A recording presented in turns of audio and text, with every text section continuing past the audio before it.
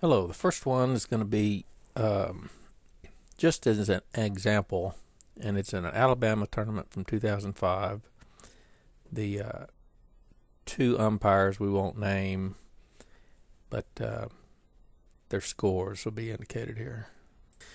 The umpire on the near side of the field scored a -15. The umpire on the far side scored 0. There were just two chuckas, so they started out with a potential of 50 points. This first play is going to be in a lineup situation. It may actually have been the first lineup, but watch the number ones, and we're going to say that the red number one is the one that did the turning to cause the penalty. The blue player is pretty much going straight ahead, but the red player has turned across the line and hit it across, and caused it across. That was not called, so the umpire on this side gets deducted for not calling that. Okay, we have a crossing situation. We're going to call on the blue player. That was not called by the umpires. This blue player turns to take off down the field, and where she takes off is a place where the red player already was. The red player's horse's hind end did not go in front of the blue player. The blue player, when she took off running, headed right for it. So this cross was against the blue player. The umpire on this side of the field should have seen it, and the umpire on the far side of the field could be downfield and not seen it, but it'll be charged against the near side umpire. Try that again. The call is that the red player is crossing over, but at this angle of the video, it's not really clear that there's not room for the video, so it won't be deducted from either umpire. Swinging from too far back, it doesn't interfere with the play, so it's umpire's discretion to not call that, so it won't be deducted, but it's clearly a penalty has occurred. The position that you need to be looking for is where the player is up to the other horse's hip, and the part of the player that is talking about is the player's seat where it's attached to the horse, because that won't move forward or backwards. So that part has to be up to the other horse's hip, or not more forward than the shoulder for a backward swing. Here's an infraction in the lineup where the number 2 moves for advantage. In other words, they stepped over to the blue side of the line before the ball left the umpire's hand. And here you can see the red player has stepped over. The blue player steps over later, the blue number 1, but the red number 2 had stepped over first. The penalty has occurred. It doesn't really matter what happens after that, and should have been awarded. It was not. There was no penalty called, so 5 points is being deducted from the near side umpire.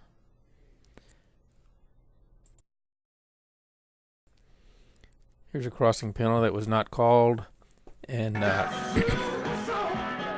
it's a very obvious crossing penalty. Should have been called against the blue. It's down in the end zone, where the near side umpire should be the one to see that, and that would be charged against the near umpire. Here's a blue one crossing again, and this was in midfield, so both umpires are going to be charged for it. But the blue player was coming straight down the field, and when she missed the ball, just veered over across the other players that were already coming after the ball. This time we're saying the red one crossed is in a place where both umpires should have been seeing it, kind of back in the pack, but headed toward the front of the play, where the front umpire should have also seen it. And the blue player is kind of riding off the red player, and you can see the red player check up and cut across the back to go to the other side. Okay, here's a case where somebody on this was a coming out of the end zone throw, where the ball thrower wanted to pass it to their own teammate. I say it's clearly less than 10 yards, or not clearly over 10 yards, where she attempted to catch that pass, so that should be a penalty. The guideline here would be if it's at a distance where you would not give the ball thrower first call, then another player can't even catch it. And that was clearly close enough to the ball carrier that you would have given the ball carrier the first call at it if someone were trying to get to them or attack them before they got to the ball if they were taking it themselves. The same distance should apply whether they take it to themselves or they're wanting to pass it to somebody else. Okay, here's a center line call that occurs in the lineup, and these happen a lot when a person snags the ball and cradle to the other side before they bring it to back to their racket side. This one was not called. This umpire on this side should have seen it, so we'll be deducting it from the near side umpire. And that's picture shows pretty clearly looking straight onto the horse that the ball's on the other side. Okay, here's a pulling across the back penalty occurs in the end zone. So the far side umpire should be watching this and should be aware of that. Not only does she pull across the back, but she had already knocked her horse's head into the blue player, which would have been a penalty even if she hadn't continued on and pulled across the back. We just call one. The penalties could call either one of those, but because either one of them not being called are a 10-point problem. They're both dangerous, and so that 10 points would be charged against the far side umpire. Okay, here's one where the red 3 probably pulled across the back, but it wasn't in a good place to see the gap, if there's any, from the video, so it won't be charged. But this appears that it probably was another crossing penalty or pulling across the back against the red. If we had deducted from somebody that's in the far umpire's end zone, that would have been charged against the far umpire. But since it wasn't obvious on the video, there's not going to be a deduction. Okay, here's a question whether or not the blue one is in the D. You try to look when that horse's foot gets planted right. There was that ball released already.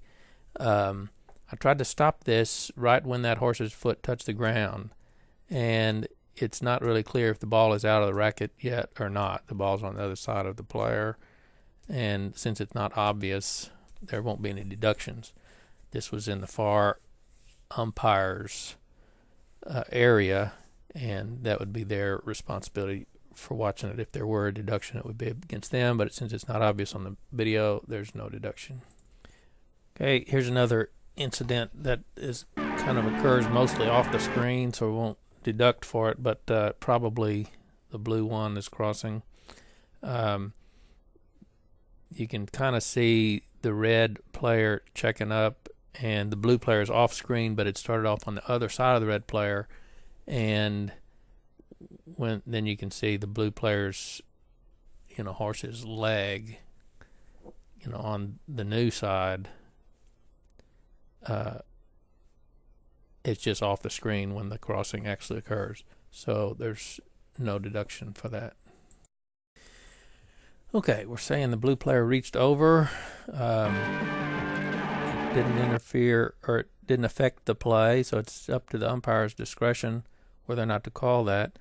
But the rule is that once a player has possession of the ball, you can't even reach your racket over the center line of their horse. And of course, she had the ball already, for a good while, and so you can't even cross her center line of her horse with your racket once they've got the ball. Swinging from too far in front also didn't affect the play, so it's up to the umpire whether or not they want to call that.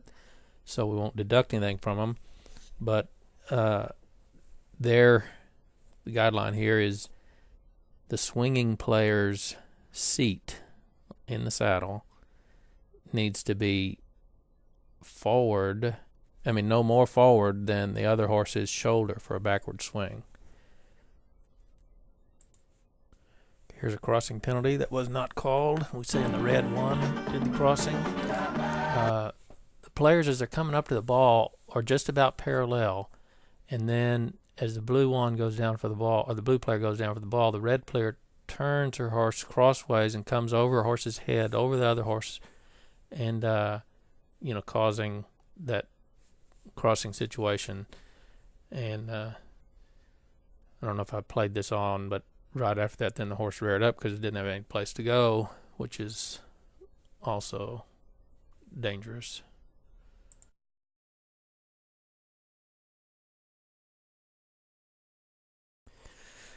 Here's a crossing penalty that was called by an umpire, and I'm saying it's correct. So, of course, there's no deductions, but I think it's good to see these crossing penalties and see that they're correct. Here the red player is, of course, trying to get around the blue player to score a goal. They both are about parallel when they're facing the back line, and then the one just comes on around in front, turns toward the goal, while the blue player continues on towards that back line. Okay, here's a case where an umpire called a carryover, and I think it's clear from the video that it's incorrect. It was the umpire on the far side of the field who called this, so that's who's going to be judged against. Even though this other umpire was right there looking at it, the far side umpire is the one that called it. So I tried to stop this as soon as the ball left the racket, and you can see the horse's feet haven't gotten to the line yet. So that will be charged against the umpire that called it wrong.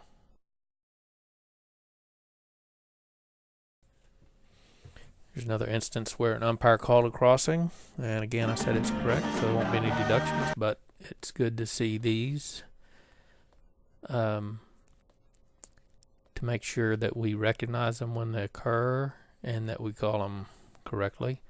But the blue player had been kind of going straight across the goal, and the red player curved around. You can actually see the blue player checking up in order for the red player to cut in front of her to keep from running over the red player. And we shouldn't make the players run into each other to cause a penalty. If a player has to check up or has to turn for someone to cross in front of them, we need to call that even though they didn't continue on and crash into the other player. So we should call those things even though a wreck doesn't occur if someone is having to take action to keep a wreck from happening. Okay, here's a crossing penalty the umpire called, and we're going to call it correct or not deduct. But it's kind of a judgment call and could go either way. They called the penalty against the blue player, and you just have to decide if the blue player had started at safe direction, or when she started that direction that ended up crossing the other player, it was safe, or if the blue player continues her direction and the red player checks up without enough room to go behind. That it probably is the blue player that's changing the direction to actually cause the cross, the red player, and it was called against the blue player. But it's kind of a judgment call. It's I'm not going to make a deduction for that.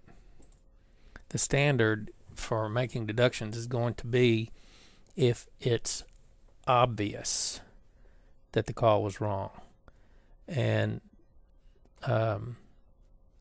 since it wasn't real obvious that the call was wrong, I'm not going to make a deduction for it.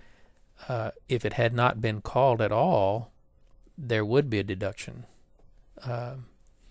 So you're better off, as far as our scoring system goes, making a call for crossing, even if it's wrong, rather than ignoring it because you don't know who to call or whose fault it was or what penalties you call.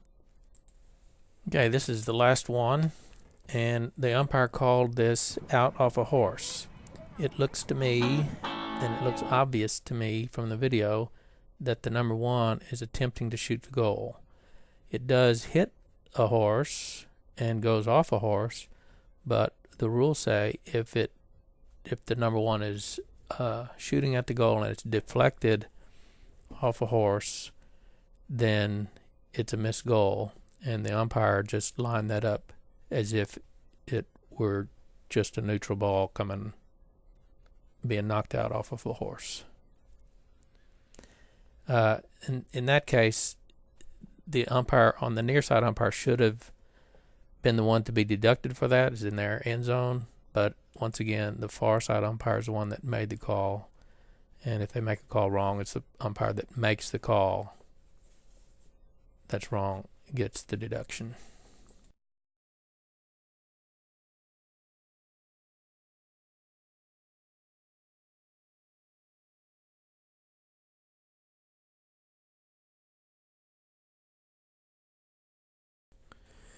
So that's the end. This is just a sample.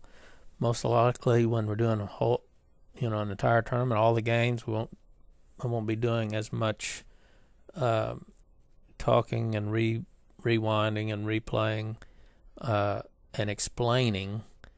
Rather, I would just